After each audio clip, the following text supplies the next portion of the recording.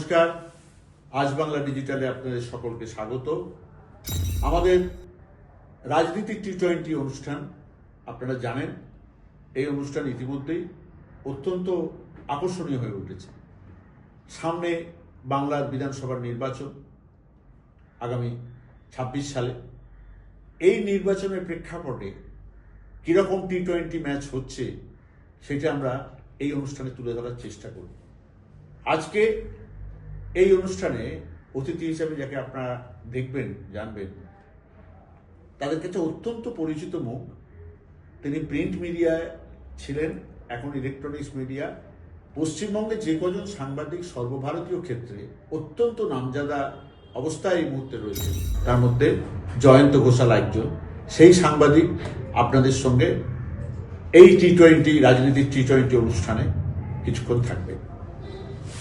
আচ্ছা জয়ন্তবাবু, একটা জিনিস হচ্ছে যে ভারতবর্ষের রাজনীতিতে একটা জিনিস কীরকম ক্রমশ স্পষ্ট হয়ে যাচ্ছে, সেটা হচ্ছে সারা ভারতবর্ষ রয়েছে, বিভিন্ন রাজনৈতিক দল রয়েছে, বিভিন্ন রাজ্য রয়েছে, কিন্তু কেন্দ্রীয় সরকার, যে সরকারের চালক বিজেপি দল, প্রধানমন্ত্রী নরেন্দ্র মোদী, স্বরাষ্ট্রমন্ত্রী অমিত শাহ, তাদের একমাত্র টার্গেট দেখা যাচ্ছে পশ্চিমবঙ্গ এবং মুখ্যমন্ত্রী তথা তৃণমূলের সর্বভারতীয় নেত্রী মমতা বন্দ্যোপাধ্যায়।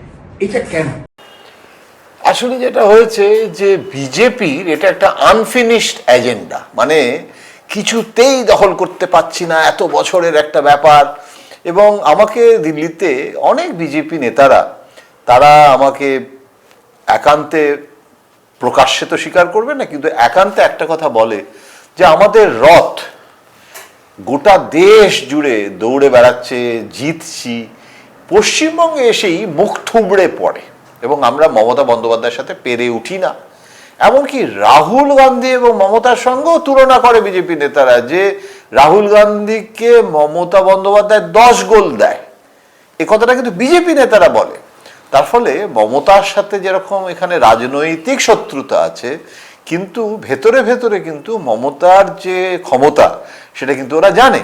এবং আমি প্রবীর বাবু, আমি আপনাকে একটা কথা বলি যে অটল বিহারী বাজপেয়ীর সঙ্গে আমি কলকাতা আসছিলাম, বিজেপি ন্যাশনাল এক্সিকিউটিভ মিটিং, এবং তখন বর্তমান খবরের কাগজে, কত সালটা ঠিক মনে পড়ছে না, তখন আমাকে উনি বলেছিলেন আমি শ্যামাপ্রসাদ মুখার্জির সেক্রেটারি, কিন্তু আমার জীবনে একটা দুঃখ, সেক্রেটারি ছিলাম, আমার দুঃখ যে পশ্চিমবঙ্গ যে শ্যামাপ্রসাদ মুখার্জি বাঙালি জনসংঘের প্রতিষ্ঠাতা, অথচ বাংলাতেই কিছু করতে পারলাম না। কলকাতা কর্পোরেশনে তখনও আমি বর্তমান কাগজে, মানে আপনিও বর্তমান কাগজে, 2টো কাউন্সিলর জিতেছিল বিজেপি, তাতে আডবাণী দিল্লি থেকে স্টেটমেন্ট করেছিল যে খাতা খোলা হয় বিজেপি কলকাতা মে, এবং আবির নিয়ে খেলা হয়েছিল। তো বিজেপির এটা একটা চিরকালের দুঃখ।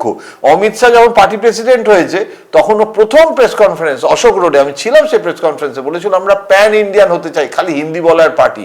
কিন্তু প্যান ইন্ডিয়ান তখনই আমাদের মানে 16 গলা পূর্ণ হবে প্যান ইন্ডিয়ান পার্টি, যেদিন আমরা মমতা বন্দ্যোপাধ্যায়কে ক্ষমতাচ্যুত করে পশ্চিমবঙ্গে বিজেপির বিজয় পতাকা তুলতে পারবো। সেটা কেন পারছে না? আপনার পারছে না, তার কারণ এটা মমতা বন্দ্যোপাধ্যায়। মানে আমরা 7 বারের লোকসভা সদস্য, এবং আপনি আমার থেকে কিছু কম জানেন না মমতা বন্দ্যোপাধ্যায়কে। মমতা বন্দ্যোপাধ্যায় কিন্তু, আমরা সবসময় বলি না যে উনি আবেগ দিয়ে রাজনীতি করেন, উনি আবেগপ্রবণ রাজনীতি করেন, উনি আবেগ, রাজনৈতিক আবেগ তো রাজনীতি করতে গেলে লাগে, যেটাকে পলিটিক্যাল ইমোশন বলে, কিন্তু তার সঙ্গে কিন্তু রাজনৈতিক প্রজ্ঞা তার। আমরা সারাক্ষণ অন্যদেরকে কৌটিল্য কৌটিল্য বলি, তো ইনি মহিলা বলে তাকে কৌটিল্য বলা যাবে না তা তো নয়। সুতরাং সাম দাম দণ্ড ভেদের রাজনীতি কিন্তু মমতা বন্দ্যোপাধ্যায় কিছু কম জানেন না। সুতরাং একা মমতা বন্দ্যোপাধ্যায়, আমি তো বলি মমতা বন্দ্যোপাধ্যায় হলো, মানে যদি তার সঙ্গে প্রচুর তৃণমূলের অনেকে আছেন, কিন্তু মমতা বন্দ্যোপাধ্যায় যেভাবে বিজেপিকে, আচ্ছা আর একটা মমতা বন্দ্যোপাধ্যায় বিরাট সুবিধে হয়েছে, সেটা হচ্ছে যে উনি তো এনডিএতে ছিলেন, তার ফলে বিজেপির কিভাবে, মানে বিজেপি হাঁ করলে উনি বুঝতে পেরে যান যে বিজেপি কি বলতে চাইছে বা কি করতে চাইছে।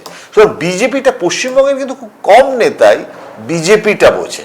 যেরকম বিজেপি বাংলা বোঝে না, সেটা যেরকম একটা দুঃখ বিজেপির, কিছুতেই বুঝে উঠতে পারে না, মমতা কিন্তু বিজেপিটা বোঝে। বিজেপি যতটা না মমতা বোঝে তার থেকে বেশি কিন্তু মমতা বিজেপিটা বোঝে, এবং প্রতিনিয়ত খবর রাখে, এখানে বসে দিল্লিটা বোঝে, পার্লামেন্টে না থেকেও তো পার্লামেন্টের প্রতিনিয়ত সমস্ত কিছু বুঝতে পারে। যে অমিত শাহ যেদিন পার্লামেন্টে অনুপ্রবেশ নিয়ে বলল, তার পরের দিন কৃষ্ণনগরে তাকে জবাব দেওয়া। তো এই যে 60-60 টিট ফর ট্যাট, এটা রাজনীতিতে এখন তো আরো ইউটিউবের যুগে, টেলিভিশনের যুগের থেকেও এগিয়ে গেছি। প্রতিনিয়ত রিল হচ্ছে, এবং সেটা কিন্তু এই বয়সে এত আধুনিকভাবে, হ্যাঁ, এবং বিজেপির অস্ত্র দিয়েই বিজেপিকে বধ করা, এটাই হচ্ছে প্রধান সমস্যা বিজেপির দিক থেকে। আপনি বললেন যে মমতা ব্যানার্জি বিজেপিটা বোঝেন, বিজেপি কিছুতে এখানে সুবিধা। আচ্ছা, শুধু কি কূটনীতি বোঝেন বলেই বিজেপি তাকে এখানে ঘায়েল করতে পারছে না? না, তার আরো অনেকগুলো অস্ত্র গুণ আছে যেগুলো কিছুতেই বিজেপি কমব্যাট করতে পারছে না?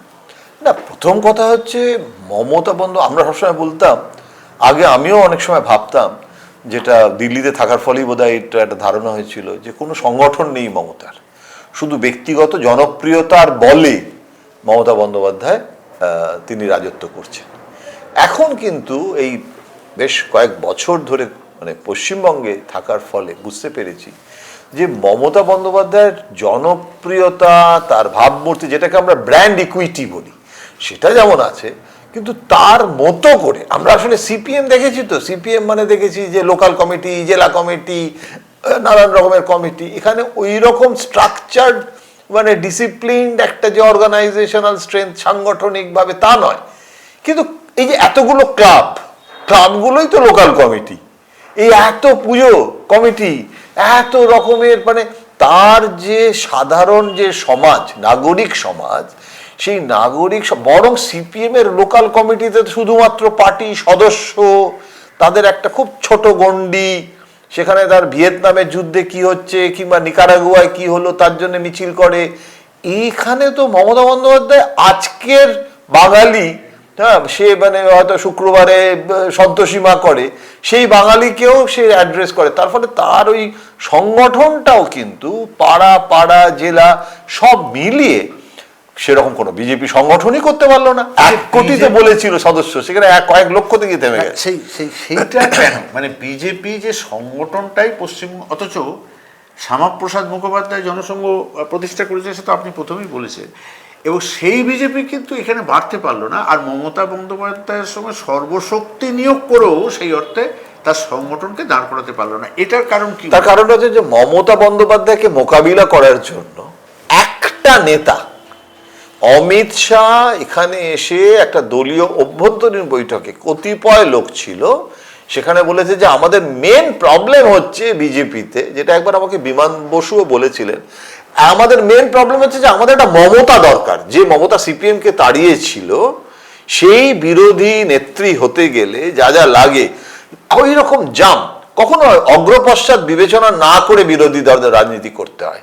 মানে আমি এইটা করব, তারপরে ওইটা হবে, তারপরে সেইটা হবে, এভাবে করেনি। তাতে কখনো কখনো খেসারত দিয়েছে। আপনার তো সব মনে আছে পুরনো ঘটনা। আমরা বলতাম না যে এক্সিট রুট মমতা রাখে না। এখন তো আমি বুঝতে পারছি যে এক্সিট রুট রেখে যে রাজনীতি করে, সেই পরিকল্পিত রাজনীতিটা করেনি বলেই, স্বতঃস্ফূর্ততার রাজনীতি করেছে বলেই মমতা হয়েছে।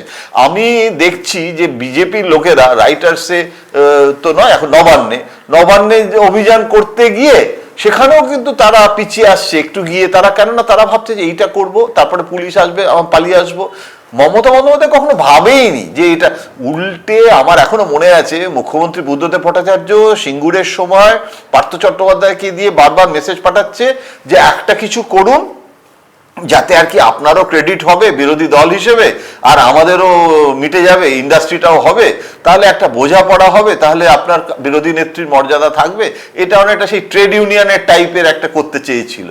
তো বিগ থাম, মমতা বন্দ্যোপাধ্যায় রাজি হলো না, টেবিল ডিল হলো না। তো কারণ তাতে মমতা বন্দ্যোপাধ্যায় তাতে লাভবান হয়েছে।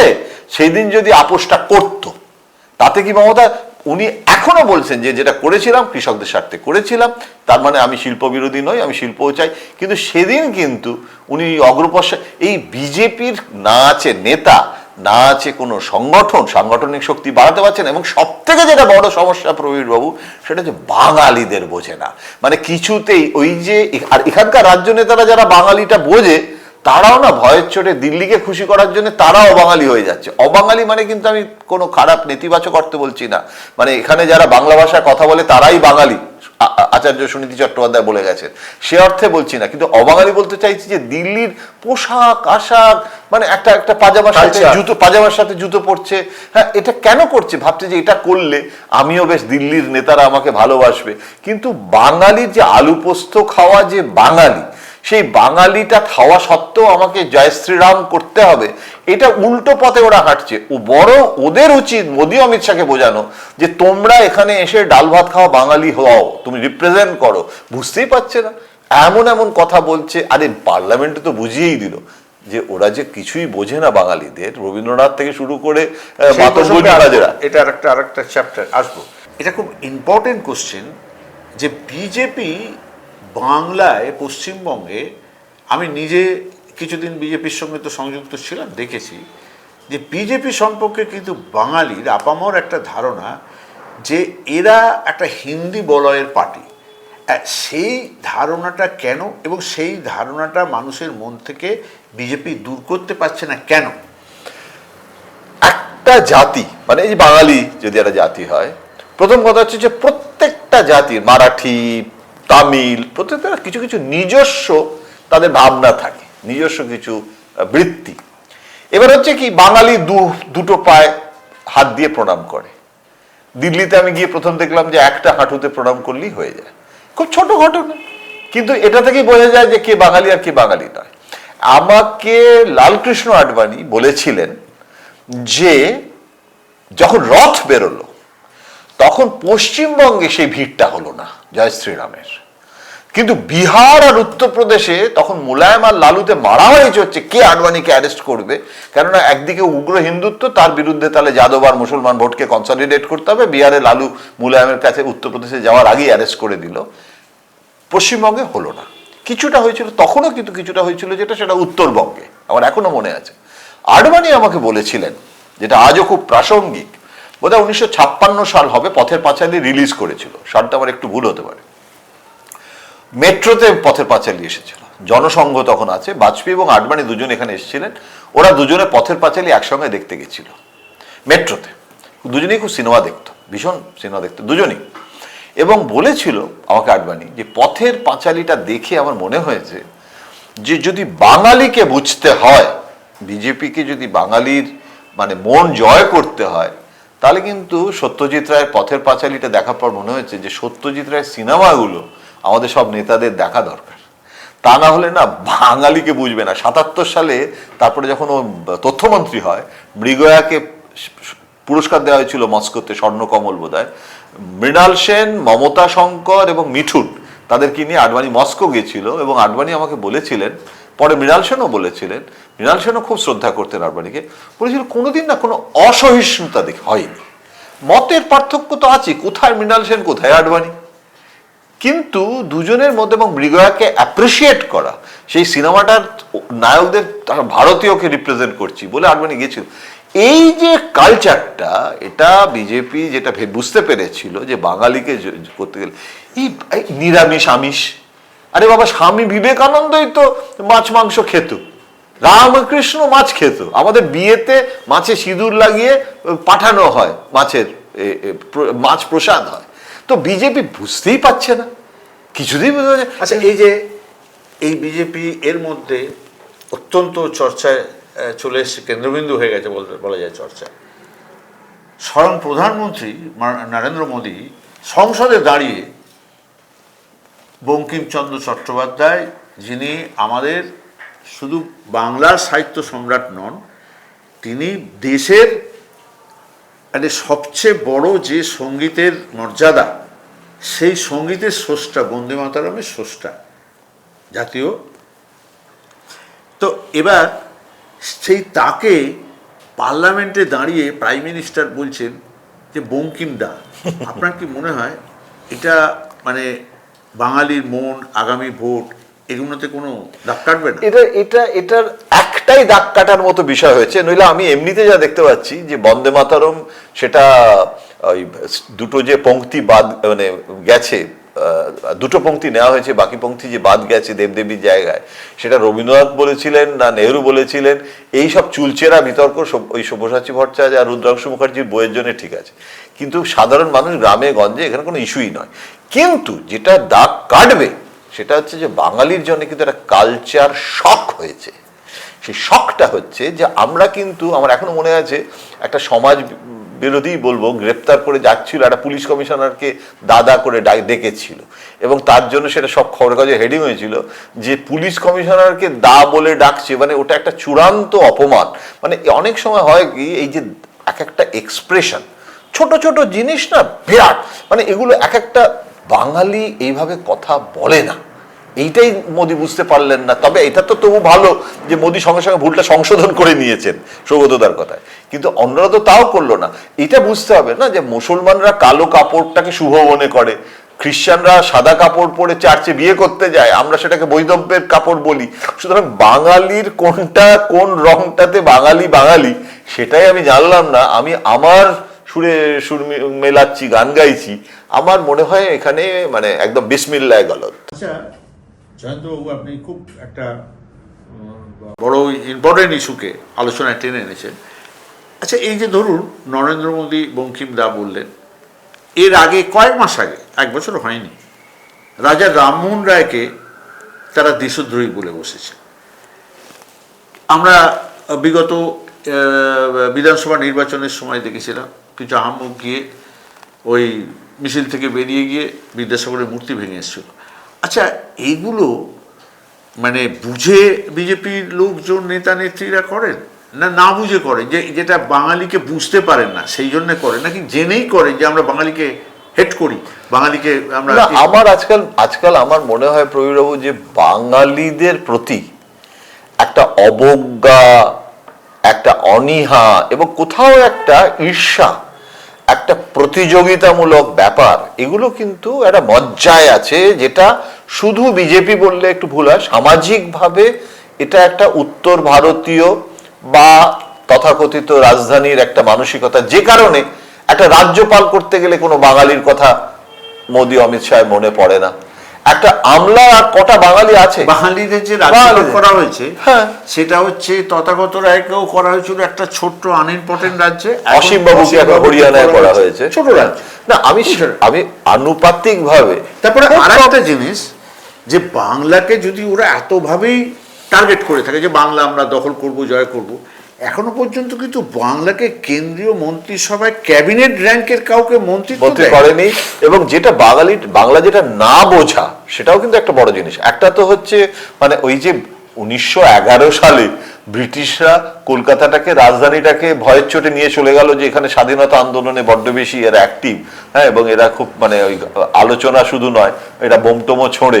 সুতরাং ওই যে দিল্লির যে মানসিকতা, এবং যে কারণে বাঙালিদের মধ্যে কিন্তু একটা র্যাডিক্যাল ডিএনএ আছে, যেটা অ্যান্টি দিল্লি আছে, হ্যাঁ, মানে সেই নেহরু এসেছিল তখন দিল্লি কা ঠং সিনেমাটা রিলিজ করেছিল।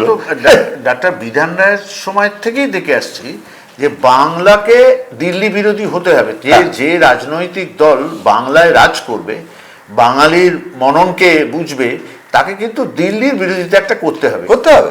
এবং আমাকে বরুণ সেনগুপ্ত একবার বলেছিলেন যে আমাদের এখানে বাঙালি দেশম হয়নি, তেলেগু দেশম হয়েছে। তার কারণটা হচ্ছে যে আমাদের যে দলগুলো এখানে রাজত্ব করে, সে যে পার্টিরই হোক না কেন, সে আমাদের এখানকার যে আঞ্চলিক স্বাতন্ত্র্য, সেই যে আইডেন্টিটি, সেটা সিপিএম যখন করেছিল তখনও ফ্রেট ইকুয়ালাইজেশন, মাসুল সমীকরণ থেকে শুরু করে কেন্দ্রের বঞ্চনা এসব করেছিল। এবং আজকেও কিন্তু মমতা বন্দ্যোপাধ্যায় মুন্সিয়ানার সঙ্গে ভোট হচ্ছে একটা 2026-এ, আমার তো মনে হচ্ছে যে ভোটটা যেন হচ্ছে মমতা বন্দ্যোপাধ্যায় একাধারে শাসক মুখ্যমন্ত্রী আবার বিরোধী নেত্রী, লড়াইটা মোদি বনাম মমতা করে মাঝখান থেকে এখানে তো মানে লড়াইটা করার কথা ছিল বিরোধী বিজেপি দলের, সেখানে বিরোধী মমতা আর মোদি যেন মনে হচ্ছে মুখ্যমন্ত্রী। এইটাও কিন্তু একটা অসাধারণ মানে ন্যারেটিভ যেটা মমতা বন্দ্যোপাধ্যায় তৈরি করেছে। এবং না জানাটা, না বিজেপির বাংলাকে না জানাটা, যেটা আমি বলছি ওরা যে জানে না, তার প্রধান কারণটা হচ্ছে যে রামমোহনকে ওদের পছন্দ নয়, কেননা ওরা কিন্তু জানে না যে বেদের যে উপনিষদ, সেই উপনিষদগুলো মূল সংস্কৃত থেকে, যে এই যে উপনিষদটা যে আমাদের এখন আমরা যে উপনিষদটা পড়ি, রামমোহনের তৈরি করা, রামমোহন মানে অতীতের গর্ভ থেকে নিয়ে এসে, তো এগুলো তো রামমোহন যেগুলো বলেছে সেখানে তো মূর্তি পুজোর নেই, কিন্তু সেখানে সে সতীদাহ প্রথা রোধ করছে। সেই রামমোহনকে ওদের পছন্দ নয়, তার কারণ উগ্র হিন্দুত্ব রামমোহনের মধ্যে ছিল না, সে নিরামিষ আমিষ নিয়ে লড়াই করেনি। আরে বিবেকানন্দের কথা বলে বিবেকানন্দ, কিন্তু সেখানেও কিন্তু ওরা বিবেকানন্দরা না পড়ে বিবেকানন্দের কথা বলে। সুতরাং আমার যেটা মনে হচ্ছে যে ওরা পারবে না, কেননা ওরা বাঙালির যে মনন সেটা কিছুতেই গ্রহণ করে উঠতে পারবে না, কেননা ওরা যে বিশ্বাসটা বা যে ন্যারেটিভে রাজনীতিটা করছে, যে সংস্কৃতি, তার সাথে এটা কমপ্লিটলি মানে দুটো একসাথে হতে পারে না, দুটো একসাথে মেশানোই যাবে না।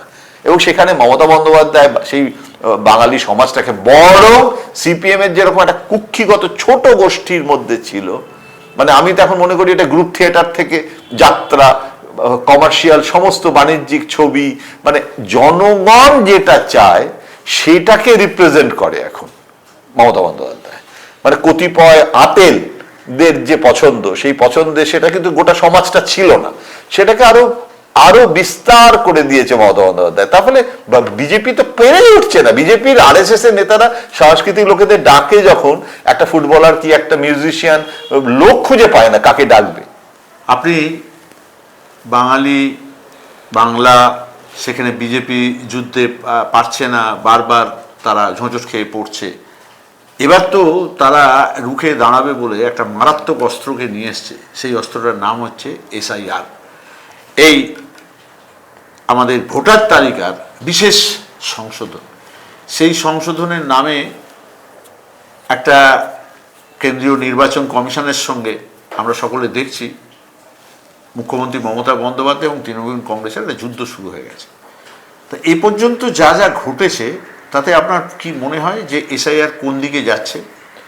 SIR যেভাবে মানে শুরু হয়েছিল আর SIR যে পরিণতি পেল, দুটোর মধ্যে আকাশ পাতাল তফাৎ। কেননা যখন SIRটা শুরু হলো তখন মনে হয়েছিল যে যেরকমভাবে, এবং বিজেপির রাজ্য নেতারাও তারা উদ্বাহু নৃত্য শুরু করলেন, তাদের মনে হতে লাগলো যে যেভাবে বিহারে কত কোটি ফিগারও দিয়ে দিল। এখন বাস্তবে কি হলো? বাস্তবে দুটো জিনিস হলো। একটা জিনিস বিজেপি বুঝতে পারলো না যে বিহার আর পশ্চিমবঙ্গটা এক নয়। প্রথম কথা হচ্ছে যে বিহারে তো শাসক দল বিজেপির হাতেই ছিল, নীতিশ কুমার মানে ওটা NDA-র সরকার ছিল। এখানে বিরোধিতা মানে এই যে এখানে যে কাজকর্ম কিছুটা হচ্ছে বা পুরোটাই ম্যাক্সিমামটাই শাসক দল তৃণমূল কংগ্রেস করছে তলার লেভেলে, বিহারে তো আমরা সেরকম কোনো বিরোধীদের কোনো অ্যাক্টিভিটিস, তার কারণ ওখানে রাহুল গান্ধী এবং তেজস্বী যাদব আর এখানে মমতা বন্দ্যোপাধ্যায়, একদম বেসিক ডিফারেন্সটাই যেখানে। রাহুল গান্ধী যেদিনকে নির্বাচন কমিশন প্রেস কনফারেন্স করে বলছে যে আমরা SIR ঘোষণা করছি, সেদিন উনি বিদেশে ছিলেন এবং সেখানে তিনি বেড়াতে তখন চলে গেছিলেন, সেই দিন ছিলেনই না। আর রাহুল গান্ধী ওখানে সংগঠন নেই বলে প্রেস কনফারেন্সগুলো কখনো হরিয়ানায় করছে, কখনো ভোপালে করছে, কখনো দিল্লিতে করছে। মমতা বন্দ্যোপাধ্যায় হলে যেখানে দুর্বলতা সেখানে আরো বেশি বেশি করে যায়। এত উত্তরবঙ্গে যাচ্ছে, যেহেতু উত্তরবঙ্গে বিজেপি এর আগের বারে এত বেশিগুলো আসন পেয়েছিল, এবারে সেটা যাতে হতে না দেওয়া যায়। সুতরাং দুজনের দৃষ্টিভঙ্গি, স্ট্র্যাটেজি সবটাই আলাদা। এবং SIR করতে গিয়ে বিজেপির আমাকে একাধিক MLA, 3 জন বিজেপির MLA তো নাগরিকত্বই বাতিল হয়ে যাবে যদি ঠিকভাবে SIR হয়। তার কারণ এই জন্ম বাংলাদেশ এবং এই সমস্ত ইস্যুতে। এবং 77 MLA, 77 জন এখন নেই ওখানে, এখন তো কমে গিয়ে যা হয়েছে, হ্যাঁ কমে গেছে। তার মধ্যে থেকে 13 জন MLA বিজেপির অমিত শাহকে গিয়ে বলেছে যে এবারে আর SIR করবেন না, এটাতে কি হচ্ছে, জিতেছি তো আমরা যে জায়গাগুলো সব সীমান্তবর্তী জেলা বাংলাদেশের। আরে ভাই, সেখানে তো শুধু সংখ্যালঘু মুসলমান আছে তা তো নয়, সেখানে তোমার মতুয়া, সেখানে তোমার রাজবংশী, সেখানে তোমার, এবং সেইগুলো তো শুধু মুসলমান বাদ যাচ্ছে না, সমস্ত হিন্দুদের যে ভোট বাদ যাচ্ছে। তো এবারে মতুয়াদের জন্ম সার্টিফিকেটের আশ্বাস বিজেপির জায়গায় মমতা দিচ্ছে এবং বলছে যে ওবিসির ফর্ম ফিল আপ করতে বলছে, যাতে মতুয়ারা ওই ওবিসির সার্টিফিকেট দিয়ে। তো বিজেপি বুঝে গেছে যে SIRটা দিয়ে কিছু করার নেই। এখন বিজেপির যে কৌশল সেটা হচ্ছে যে SIRটা ভোটার তালিকার জন্য নয়, কিন্তু একটা ক্যাম্পেইনের বিষয়, অর্থাৎ ঘুষপেটিয়া, ওই অনুপ্রবেশ, যেটা অমিত শাহ পার্লামেন্টে বলছে যে এটা হতে দিচ্ছে না। এবং এটা করে একটা মেরুকরণ, হিন্দু মুসলমান বিভাজন, এবং সেইটা এসআইআর থেকে না মুর্শিদাবাদে এসআইআর এর এখনো পর্যন্ত যে অগ্রগতি, যে কাজকর্ম, সেটা কি মনে হয় এই যে ভোটার তালিকার বাদ যাওয়া যা হচ্ছে, এখনো বলছেন যে মানে আমাদের বিজেপি দাবি করছে যে টোটালে 1 কোটিরও বেশি ভোটার বাদ যাবে, তারা এখনো পর্যন্ত তা হলো না, কিন্তু হলো না। আচ্ছা, এবার বলছে সেটা আলটিমেটলি নাকি হবে। যদি হয় সেটাই, তাহলে কি আপনি মনে করেন যে বিজেপির কোনো লাভ হবে না?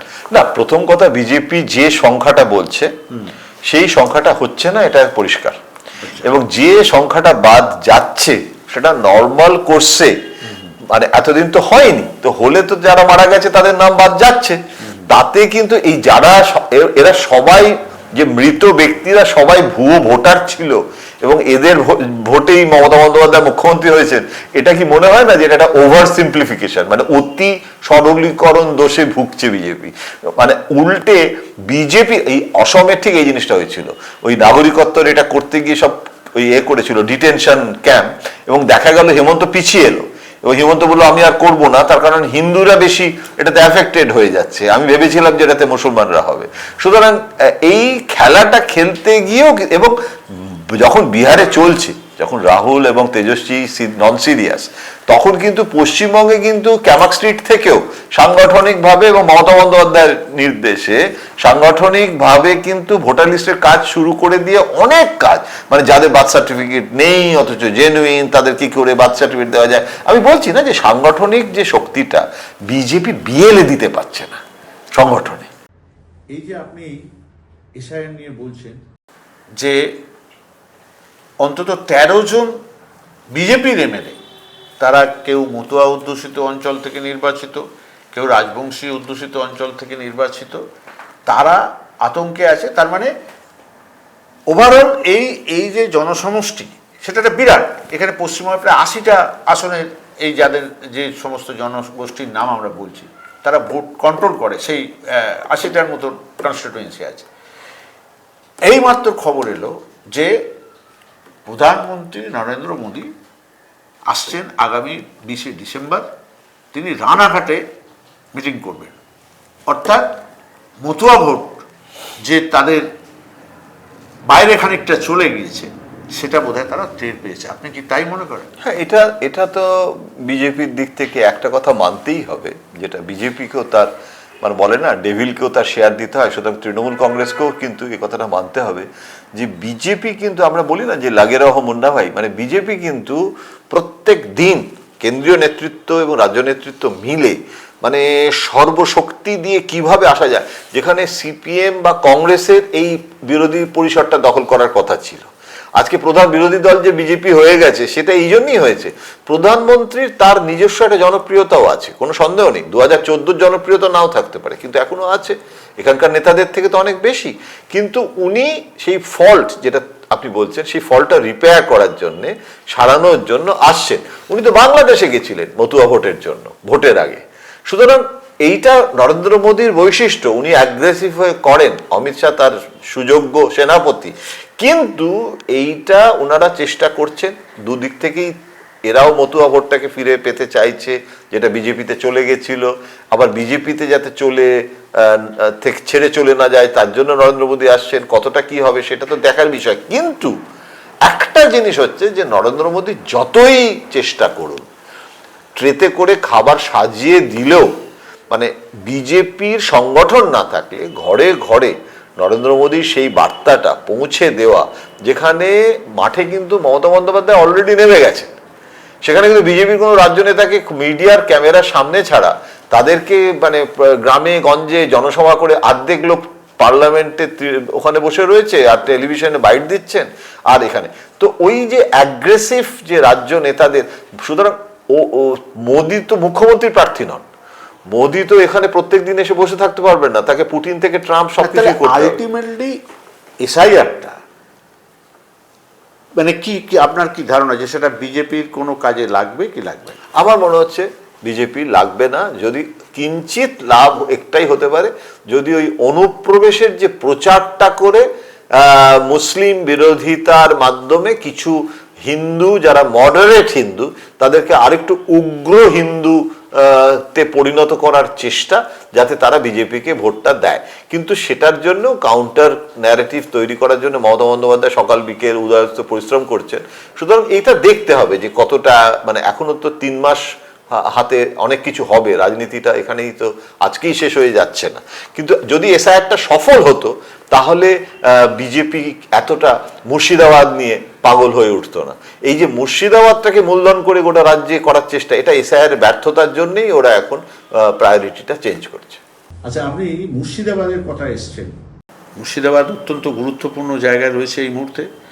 তার কারণ হচ্ছে হুমায়ুন কবির, মুর্শিদাবাদের ভরতপুরের বিধায়ক হুমায়ুন কবির, তিনি বিতর্কের মধ্যেই থাকতে ভালোবাসেন।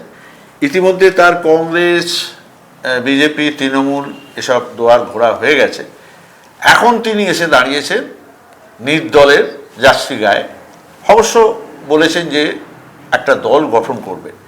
তার চেয়েও বড় জিনিস যিনি তিনি ঘটিয়ে দিয়েছেন যে সেখানে মুর্শিদাবাদে তার প্রস্তাবিত বাবরি মসজিদ তার একটা শিলান্যাস করেছেন, এবং দেখা যাচ্ছে সেখানে মুক্ত হস্তে বিভিন্ন মুসলিম সংগঠন এবং মানুষজন তাতে অর্থদান করছে। এটা সারা ভারতবর্ষের রাজনীতিতে এবং অরাজনৈতিক মহলেও একটা চর্চার বিষয় হয়ে উঠেছে।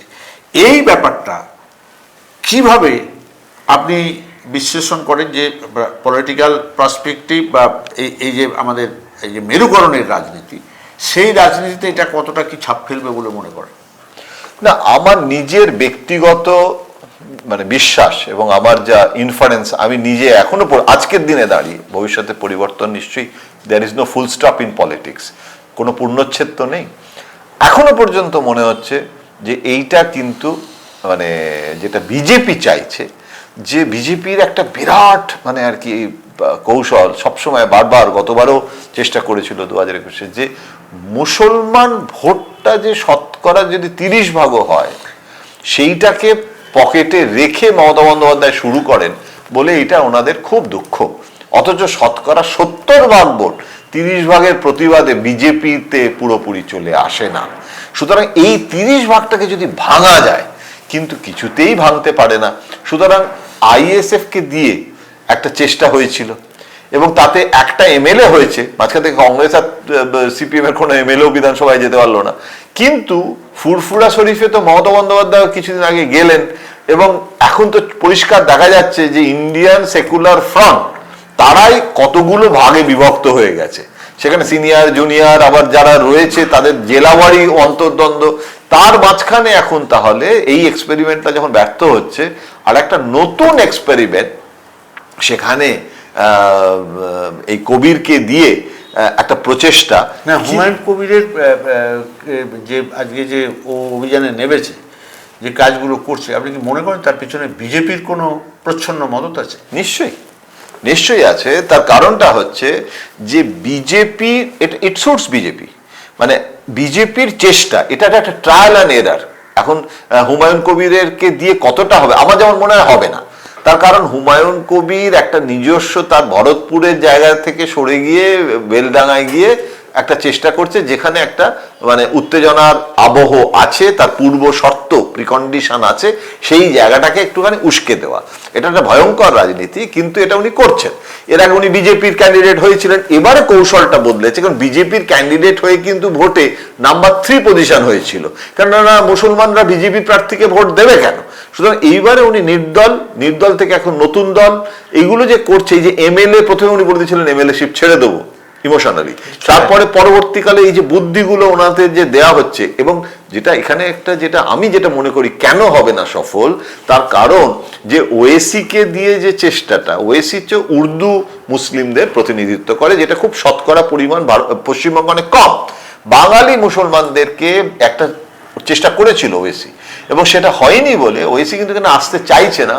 ওএসি পেছনে থেকে তার মানে অর্থ সাহায্য, অন্যান্য লজিস্টিক্যাল সাপোর্ট দেবে, কিন্তু সেটা না করে মানে একটা দল, আলাদা দল। প্রথম কথা হচ্ছে যে আলাদা দল করলে তো আইএসএফ একটা আলাদা দল, আবার হুমায়ুন কবিরের আর একটা আলাদা দল, মানে এখানে তো দলে দলে আবার বিভাজন হয়। আইএসএফ তো বিগত বিধানসভার নির্বাচনে মানে শেষ যে নির্বাচন পশ্চিমবঙ্গে হয়েছে আমরা দেখেছি যে 2021 সালের নির্বাচনে তারা দল গড়ল এবং সেই দল কংগ্রেস সিপিএমের সঙ্গে জোট বাঁধলো।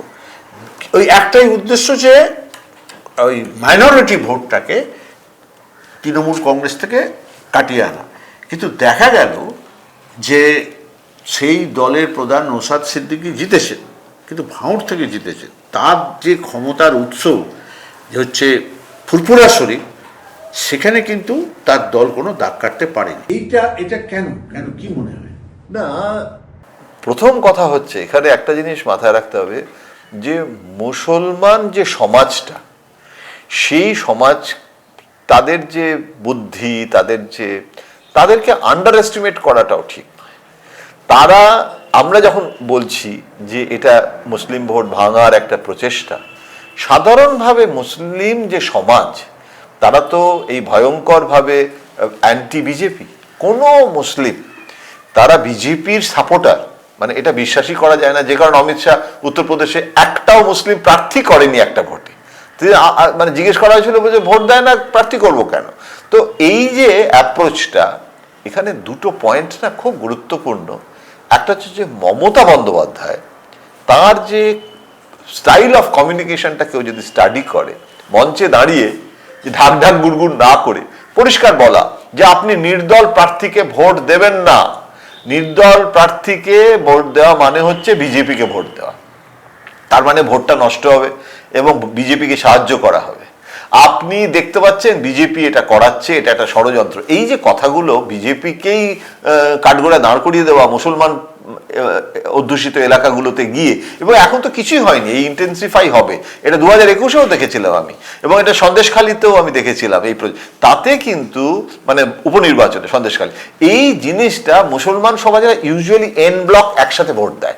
তারা আরো ইনসিকিউর হয়ে যাচ্ছে যে এইটা চেষ্টা হচ্ছে। এবং এই অ্যাকশনটা নেওয়ার আগে, মানে আমি এটা জানি যে যত ইমাম আছে এখানকার, তো ইমামরা কেউ ওয়েসির পক্ষে নয়, ওরা আবার হায়দ্রাবাদের ইমাম, কলকাতার ইমাম, অনেক স্তর, অনেক রকমের ব্যাপার আছে। এখানে কিন্তু ইমামরা তাদের সাথে মমতা তাদের কনসেন্ট, তাদের সাথে কথা বললে, যেদিনকে অ্যাকশন নেওয়া হয়েছে তার একদিন আগে সিদ্দিকুল্লাহ চৌধুরী স্টেটমেন্ট করে বলেছে যে বের করে দেওয়া উচিত। তো মুসলমান সমাজটা সংখ্যালঘু পরিষদ স্টেটমেন্ট করছে, যত উর্দু একাডেমি স্টেটমেন্ট করছে, মানে এই গোটা জিনিসটা হুমায়ুনকে সামনে রেখে বিজেপির যে খেলা, এটা আপনার ধারণা যে মুসলমান মানে সংখ্যালঘু ভোট ব্যাংকে, তৃণমূলের ভোট ব্যাংকে যে থাবা মারা, সেটা কোনো কিছুই হবে না। সেগুড়ে বালি, আমার তাই মনে হয়।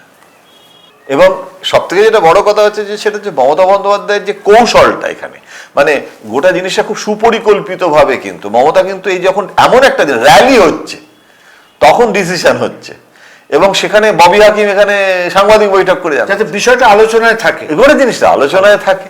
এবং সেখানে কিন্তু আমি তো দেখছিলাম, মানে এটা কিন্তু যে যাই বলুক, মানে এখন তাকে মাঠে নামিয়ে দেওয়া হয়েছে এবং তিনি আসছেন কলকাতায়, খুব গুরুত্বপূর্ণ ভালো হোটেলে থাকছেন, এবং সেখানে বিজেপির পরোক্ষভাবে তাকে সব রকমভাবে, এটা খুব স্বাভাবিক। বিজেপি তার রণকৌশলের দিক থেকে ঠিক আছে, কেননা এবং যেটা সব থেকে বড় মানে আশঙ্কা, এবং যেটা মমতা বন্দ্যোপাধ্যায় মানে তৃণমূল কংগ্রেসের পক্ষ থেকে বলা হচ্ছে যে এখন যদি কোনো রকম এই একটা কোনো উত্তেজনা তৈরি হয়, বা মানে যেটা আমরা চাই না এরকম কোনো ঘটনা ভোটের আগে হয়, এবং সেই সুযোগে পশ্চিমবঙ্গে রাজ্যপাল আছেন, ওদের বন্ধু রাজ্যপাল, মানে রাষ্ট্রপতি শাসন জারি করে দিয়ে ভোট করা ইত্যাদি, তাতে কিন্তু আরো বেশি করে বিজেপি যদি সেই পথে হাঁটে, যেটা নিয়ে শঙ্কা রয়েছে, যেটা তৃণমূল কংগ্রেস যে শঙ্কা প্রকাশ্যে বলছে, সেটাও তাদের প্রকাশ্যে একটা প্রচারের একটা বিষয়বস্তু, সেটাও কিন্তু বিজেপির বিরুদ্ধে যাচ্ছে।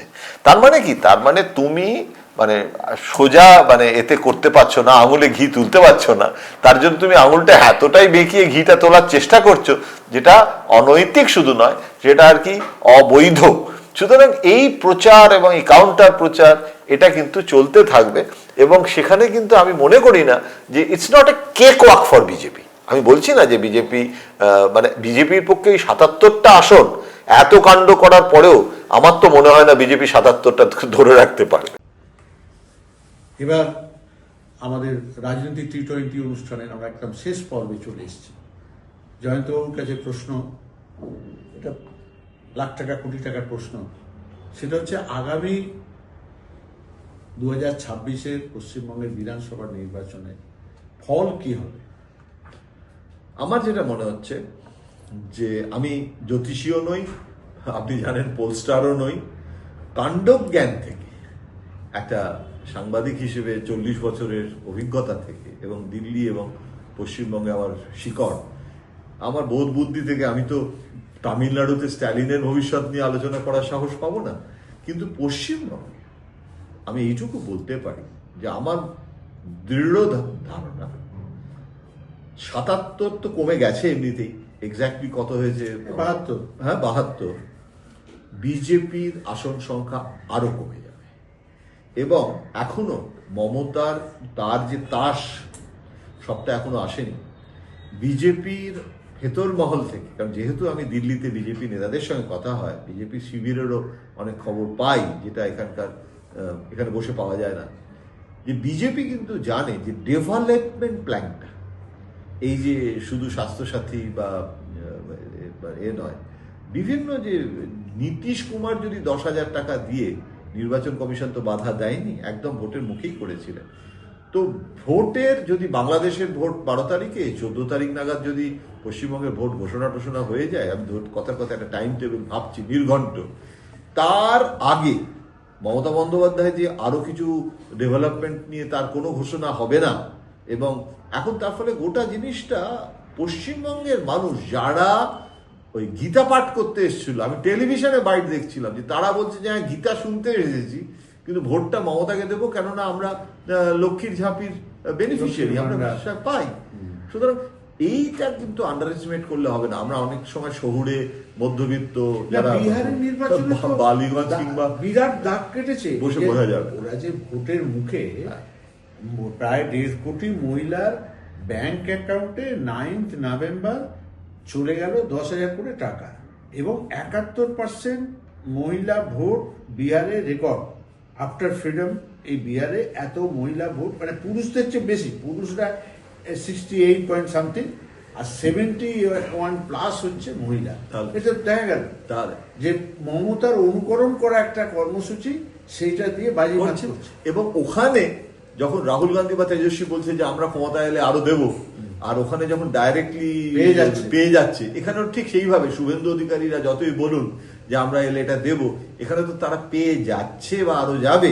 সুতরাং এবং মহিলা মুখ্যমন্ত্রী, মহিলা যারা পাচ্ছে মহিলা ভোটটা, সেই মহিলা ভোটটা কিন্তু মানে ভারতে তো বোধহয় এখন একমাত্র মহিলা মুখ্যমন্ত্রী। এই যে বিজেপির আসন কমে যাচ্ছে, আপনি বলছেন যে বিধানসভা নির্বাচনে তার একটা আছে, হিসাব আছে, কিন্তু তাহলে কি কংগ্রেস বিজেপি জোট ওদের আছে এখনো, এবং জোট থাকবেই ধরে নিচ্ছি, Congress CPM, Congress BJP, Congress CPM, sorry, Congress CPM এর যে জোট, সেই জোট কি মনে হয় যে কিছু তাদের উন্নতি হবে?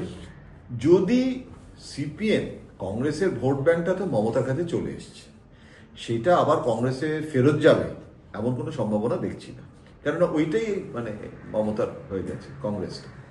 কিন্তু সিপিএম এবং যদি কংগ্রেস যদি মমতার সাথে অ্যালায়েন্স করতে পারতো, তাহলে বরং কংগ্রেসের কিছু উন্নতি হতে পারত।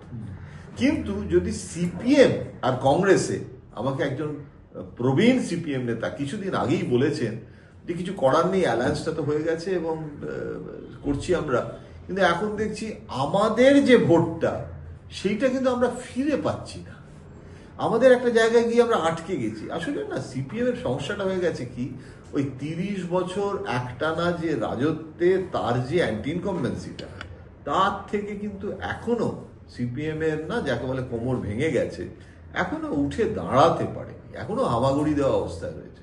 তার ফলে সিপিএম আর কংগ্রেসের জোট যদি একটা বিপুল ভোট পেয়ে যেত, এবং সেটা যদি এমনকি মুসলমান ভোটও যদি ভেঙে দিত, তাহলে তো বিজেপির লাভ হতো। যে কারণে বিজেপি একটা সময় পর্যন্ত কংগ্রেস আর সিপিএম কে খুব বাবা বাছা করতো, আমার এখনো মনে আছে। কিন্তু সিপিএম দেখলো গত নির্বাচনে এবং সিপিএম একটা সময় বলেছিল না যে আগে রাম পরে বাম, হ্যাঁ এই সমস্ত ভেবেছিল, কিন্তু সেটাও কিন্তু কোনো খুব এফেক্টিভ হলো না সেই স্ট্র্যাটেজিটা বিজেপির। অসংখ্য ধন্যবাদ আপনাদের সকলকে এবং জয়ন্ত ঘোষালকে। আপনারা এতক্ষণ রাজনীতির টি-20 যে অনুষ্ঠান, সেই অনুষ্ঠানের আলোচনা শুনলেন। প্রতি শনিবার রাত্রি 8টায় রাজনীতির টি-20 অনুষ্ঠান আজ বাংলা ডিজিটালে দেখতে ভুলবেন না।